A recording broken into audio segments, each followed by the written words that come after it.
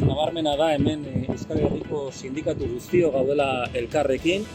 Euskal Herriko langileen ikuspegia garbi geratzen da, gu Palestinako herriarekin gaude eta genozidoaren kontra, eta gure interpelazioa Euskal Herriko erakunde publikoei eta Euskal Herriko patronalari egiten diogu. Eta da, zein da zuen posizioa? Zer nolako jarrera hartuko duzuen genozidio honen aurrean eta bereziki genozidio bultzatzen ari den sionismoaren aurrean.